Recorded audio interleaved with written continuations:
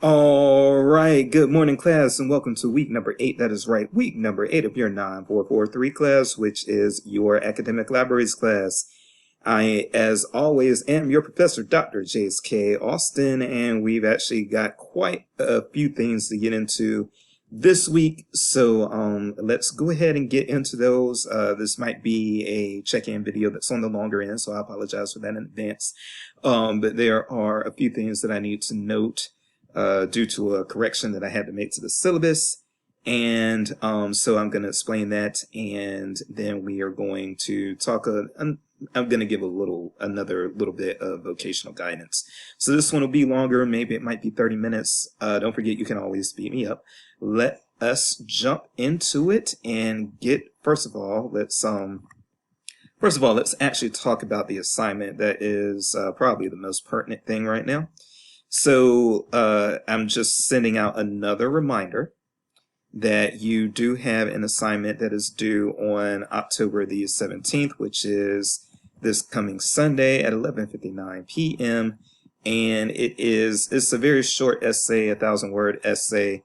But yes, you have a rubric here. Follow that rubric, and you should do well. And so I look forward to having you all do those. You will need, I repeat, you will need to have some form of bibliography references list because this is APA. But you will need to have some sort of references list and sources cited in this essay. Please remember that you are still in grad school, so you are building off of the available knowledge and scholarship of other people. So yes, you will need to cite information and you will need to have a references list. So make sure you do that. But again, this is kind of a short essay. My students enjoyed it for the most part the last time I taught this class, so I haven't made too many modifications to it, just a few since the last time that I taught the class. And please, don't be late. Please, if you have any questions, either put them in the discussion area or email me. And actually, I will go ahead and show you that there was a question. So I will go ahead and make everyone aware of that just in case anyone else had the same question. So Amy had asked about format and about first person and third person. Based on how the prompt is written, I will say that first person is probably going to be the easiest thing for you all to do, but you are not obligated to do first person. That is, again, probably just the easiest thing for you to do. However, if you want to do it in third person, please feel free. I do believe that the majority of my last course did, in fact, do this in first person, however. And then when it comes to formats, I believe she was talking about file format. I hope she was. In which case, any of the formats that Canvas will accept will be fine. Any of the formats that Canvas can present to me, just in the interface and without any difficulties. And so those would be DOC, DOCX, RTF, and PDF. Those are the main ones that people use. Please, if you can avoid using Pages, please do. I don't even know what program uses Pages. Honestly, I think that's some sort of Apple product or something like that. But regardless, I can't do anything with Pages. So please, if you are if you are doing your assignment in Pages, please convert it to something else if possible. I'm going to leave it up to you all to Google to figure out how to convert your Pages files to other file formats that Canvas will accept. Okay, so we've got that out of the way. I do want to mention a few other things very quickly before I actually get into this week's announcement, and then we'll go tackle a few other things. So another thing that I want to mention is that in about 2 weeks, you are going to have your first synced session. So be ready for that synced session. Julia Pluta will be joining us for our October 28th sync session, and Julia Pluta is an instructor for CISLT as an adjunct as well as a law librarian for UNKC. Julia has a very expensive knowledge base and is somebody that if you are interested in law librarianship, Julia is definitely somebody that you are going to want to talk to, perhaps ask a few questions and that sort of thing. And I think that you will enjoy Julia's presentation. So by all means, please be there for Julia's presentation, especially since it will be worth 5 points. So you will definitely need to be there. And the other thing that I want to mention is I thought that I had caught my simultaneous use problems, which we do have one in an upcoming module. Let me see which module that is as a reminder to myself. Okay, so yes, module 12. We do have the same type of simultaneous user issue, and I've been mentioning this all semester, so there won't be an excuse for Unit 12. In Unit 12, the Information Literacy Unit, I've been saying all along, and I will say again, you will need to go ahead and download these things now because this work does only allow for one simultaneous user as well. So at some point before that week, I encourage you all to read the introduction, to download the introduction, download chapters 1 and 2, download a case study of your choice and a lesson plan of your choice. Do this before week 12 because I know what's going to happen is on week 12, those who hadn't done it are going to be all trying to get on to do it that week, and they are not going to be able to because there are going to be classmates of theirs trying to access the information as well. So what I'm going to encourage you all to do, and I've been encouraging this all semester, is go ahead and you don't have to read the information right away as you are able to download specific chapters and everything, but I would go ahead and download the introduction, chapters 1 and 2, a case study, and a lesson plan of your choice from this DOPA work, and have those saved so that when the time comes to read those, you are not scrambling to try to gain access to these things because you already have them stored. So you can allow your not your students, you can allow your classmates to go ahead and get these works because you already have them. And so that segues into the big thing that's going on this week, which is announcements. I have to let you all know that so this simultaneous user issue also came into play with the Sewell reading that you had assigned this week, and I apologize for that. Now I do know that two of you have actually already done the Sewell reading and have already responded to the discussion post, so you all are going to be fine. But for the rest of you, yes, since the Sewell reading only allows for one simultaneous user, and since you did not have warning that that was going to be the case, I cannot obligate you all to try to be online all day trying to get access to this work. So I had to make an alternative reading, and so the module, the syllabus, and this announcement have all been updated to incorporate it as well as your discussion posts. All of those have been, or your discussion prompt, I should say, they have all been updated to reflect your new alternative reading. So the Klein Gabay reading, I assume that's how it's pronounced. This is an open access reading. And so if you click that, you will just be brought straight here and you will not have to worry about simultaneous user stuff related to that. So, and this still gives you a good bit of information on scholarly communication, what's going on with it, why it exists, and how academic libraries are approaching it. And this is from 2018, so it's not that old, okay? So those are your things. Again, if you are unable to access Sewell, then go ahead and go with this alternative reading. And as you can see here in the discussion posts, if I can find it, there we go.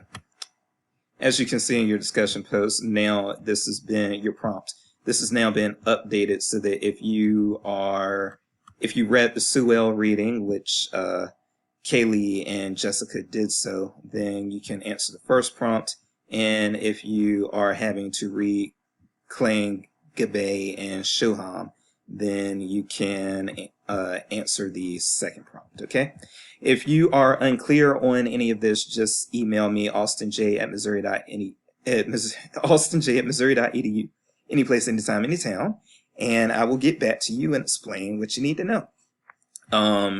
Outside of that, we are going to look at a few other things. So, but that was the most important stuff. So that's what I wanted to get out of the way. All right. So we're going to look at a few things and then we're going to wrap this up. At this point, I am kind of soapboxing here, which I do on most of my check-in videos. So this will be no exception. And, you know, again, these check-in videos, in addition to them being things you can speed up, also, please don't forget that they are optional. So if you do not want to subject yourself to the soapboxing, then you can go ahead and take off now. But I definitely wanted you to get the exposure of the course updates within the first 10 minutes. But here's something that I want to show you, and this is something from the LIS grievances bot, which is something that you will find on Twitter. Some of you are probably already familiar with it, and for those of you who are not, pardon my language, but a lot of people call this the LIS shit bot. And the reason for that is because it is an anonymous bot that you can actually like private message, and the bot will tweet out what you private message to it. I do think that there is some refereeing process in place because I've never seen anyone called out by name through this bot, and I've also I've never seen like spam through this bot. So I am assuming that there is somebody who referees what actually gets put out there. But having said that, yes, you can just DM this bot, and yeah, people put a lot of their gripes about LIS on this bot, and it just goes out to the library Twitter community.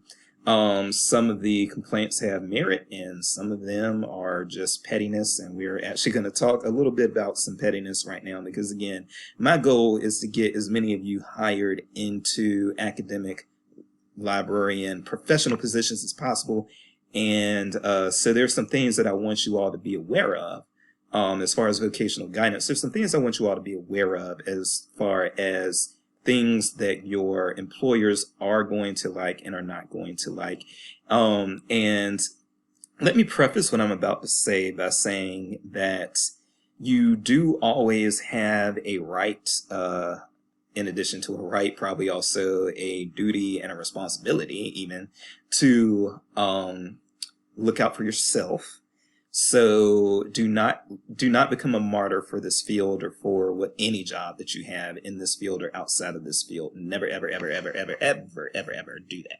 Okay, so yeah, don't become a martyr. However, I think that there is a fine line that needs to be walked. You don't want to become a martyr, but you also don't want to be so self-centered that you just will not even do work outside of your job description for the good of and for the mission. Academic libraries usually have mission statements.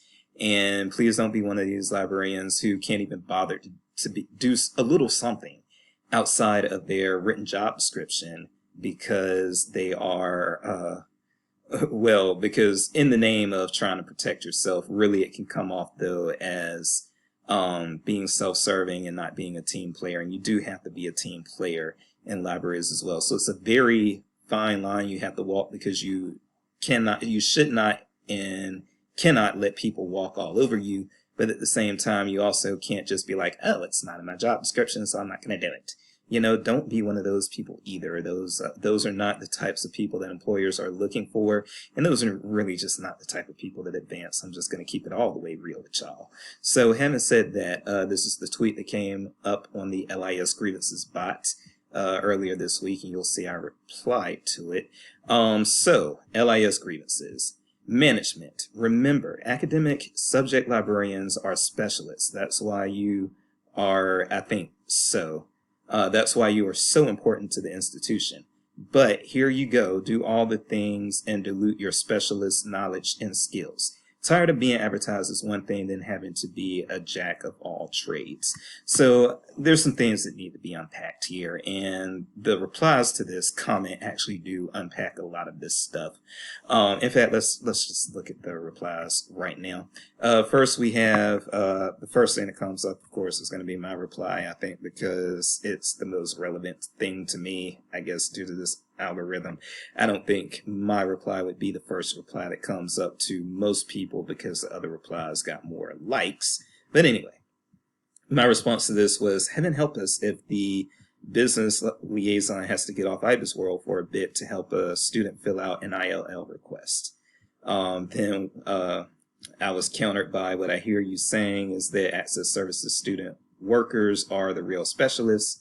I replied to that, until I teach them IBIS World, then they devolve into generalists. Then I did the naughty face.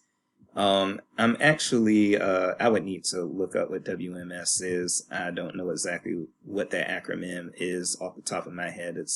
I'm assuming maybe some database that competes with IBIS World, and it's probably something that's super obvious, and somebody will just be like, Dr. Jace, that's such and such, and I'd be like, But anyhow, having said that, in this case, I'm not sure exactly what it is, but this person, who does follow me, by the way, I'm going to allow them to remain anonymous because they've got an anonymous account, but I'll stick with WMS. Thank you very much. So we had, I guess, a pleasant exchange, but then we go on and we see some other things that are better points than what I made. Bookstacks is another anonymous person, and I don't follow this person, but this is a good point. Good thing you didn't go into public libraries. We have to clean up puke, pee, blood, and other nastiness. I'm going to venture a guess that academic librarians don't. And a response from an administrator here is, I get grief if I ask them to sit at the circulation desk for an hour when we're short-staffed. So yeah, you assume correctly. And this is, by the way, a correct assumption. You will rarely ever see academic librarians tasked with things like cleaning up bodily fluids or cleaning up messes that would be biohazardous. A lot of times those will fall on the custodial staff, and that can be the case also with public libraries a lot of the time. But if you have a small public library, a lot of times those things are just filled right away by the public librarians. Because well, for one thing, and I'm from a rural area that this would apply to, like where I'm from a county of 20,000 people. So we're a rural county in rural northeastern North Carolina, and the library there, the small public library there, doesn't have custodial staff members available all the time. So yes, if there is a bodily fluid biohazard type thing, the librarians actually may be tasked to clean that up, okay?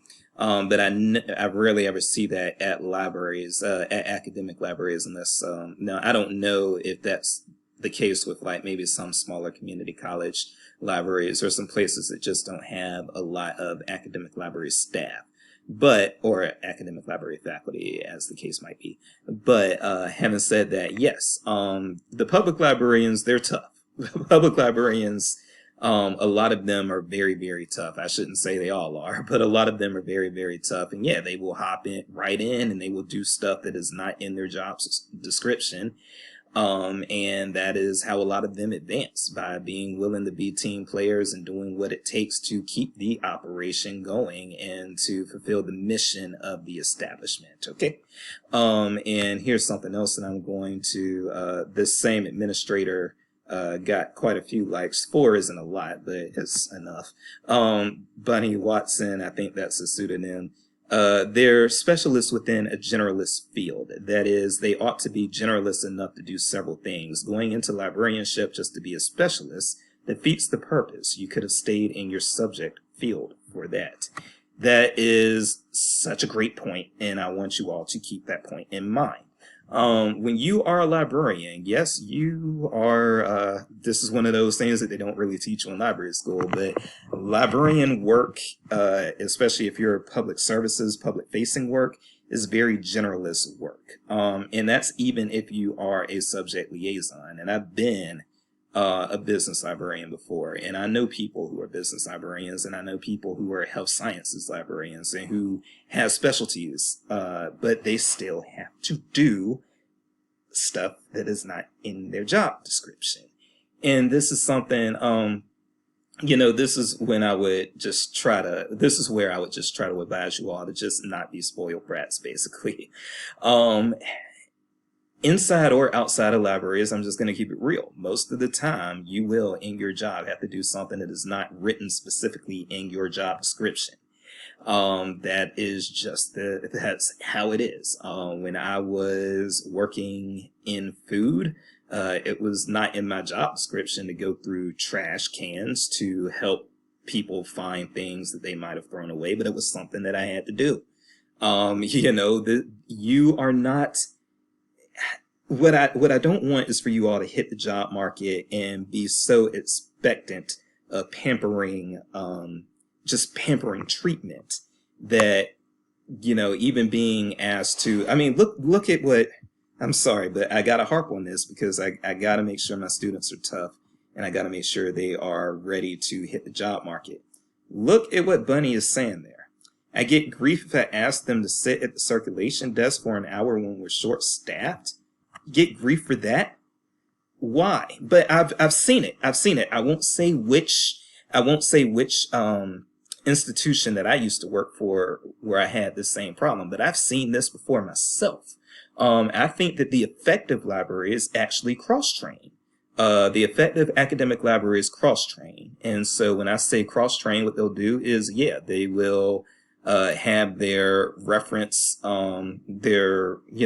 staff and instruction staff learn at least basic circulation so they can pitch in when needed. They will have their cert people know a few basics about reference so they could pitch in when needed. At the very least, some of them at least know how to get people on academic search complete or something like that. Just something very basic to get them going. When there's short staffing and people are waiting in line and customers or patrons, whichever you want to say, need attention. People cross-train their catalogers. A lot of catalogers also do limited hours, maybe 2 hours a week on the reference desk. A lot of people who work in public services also have basic cataloging duties. What I'm trying to get across here is that not all of these things are going to be written, but these are still small asks that are being asked of you in order to help with the mission of the institution. And it's hard to tell, this is where we run into problems, because it's hard to tell people, it is hard to tell working professional people that they should not look out for themselves. You shouldn't do that. You shouldn't tell people they shouldn't look out for themselves. It's also very hard very difficult to have employees who look at a job description and say, these are the only things I'm going to do. I'm not going to do anything else. I'm a specialist. I shouldn't have to do anything else. Please do not have that attitude. That is the attitude that is going to make people not want to hire you. I would not hire anybody like that. If I am an administrator for an academic library, no, I don't want to hire somebody who can't be bothered to just spend a damn hour on the circulation desk when we are short-staffed. Just a freaking hour. Just, checking books in and out or, dealing with those complaints and concerns. And a lot of times if somebody has, like, I've worked the reference desk the circulation desk as a librarian and had stuff that was a little out of my purview. And I say, well, I will take your information and what happened and refer this back to the head of circulation. And even that is better than just letting lines build up. Yes, that does make people a little upset because they're not getting the answer immediately, but they've been heard and they know that somebody else is going to follow up with them, and that makes them not happy, but it doesn't make them as upset as if they got to wait in line for 30 minutes because the librarians can't be bothered to spend a freaking hour on the circulation desk. Please, yes, be aware of vocational awe, and if you're not aware of what vocational awe is, just Google that. It's in the Library with the Lead Pipe article that talks about that in great detail. Please be aware of what that is, and please be aware to not sacrifice your health and when I say health, I mean physical and mental health. Don't sacrifice your health for libraries. It's not worth it. I'll be the first one to say that. But also, just don't be a prick.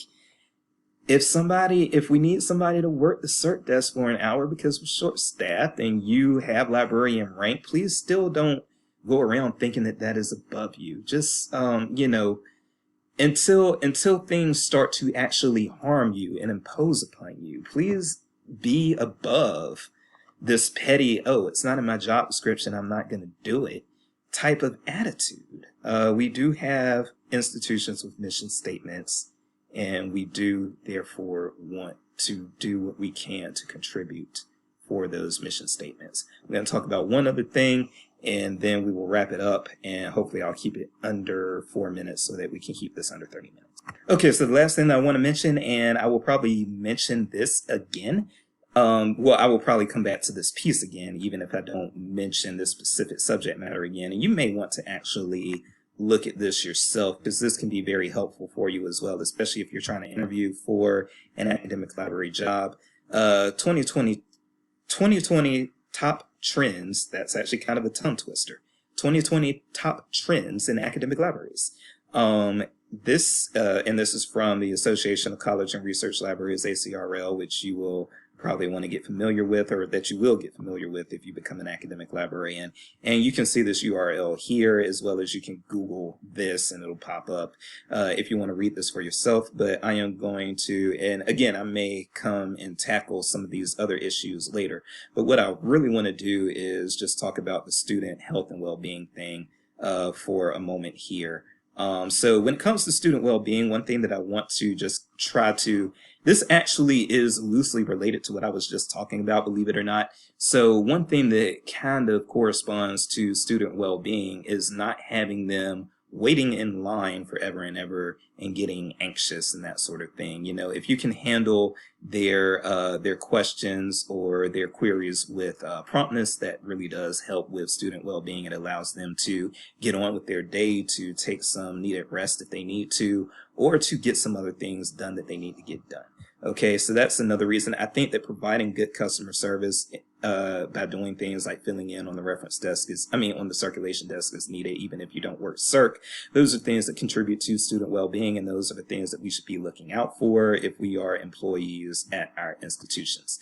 Having said that, some things that I want you all to be just kind of aware of as you look at this, and COVID has probably compounded these things, but in recent years, yes, students are in college dealing with things like depression, anxiety, sleep deprivation, food insecurity, and family responsibilities, and other things of that nature. And this will especially be the case if you are at community colleges, or if you are at HBCUs, or if you are, I don't want to use a term like lower end colleges or something like that, but for-profit colleges deal with this. A lot of people are down and out who attend places like the University of Phoenix and that sort of thing.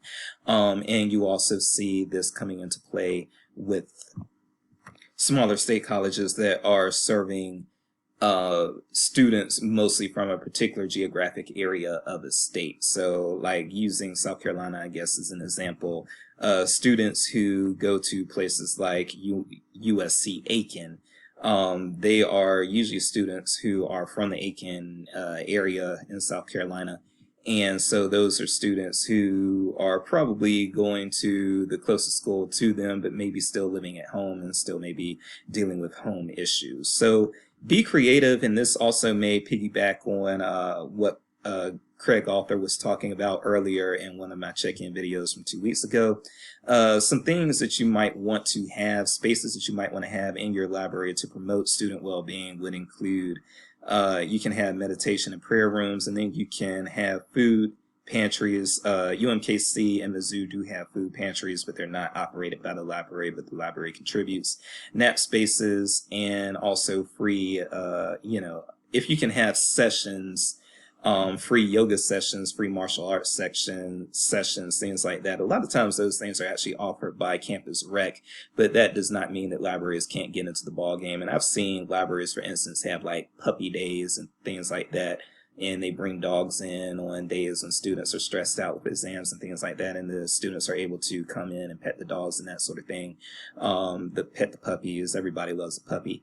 And, those are also ways that they can deal with their stress and pressure with the day-to-day obligations of being a student. So I would say prioritize student well-being, but don't allow student well-being to impose on your own well-being. So with that said, let's wrap it up since we're almost at 30 minutes. I am Dr. Jace.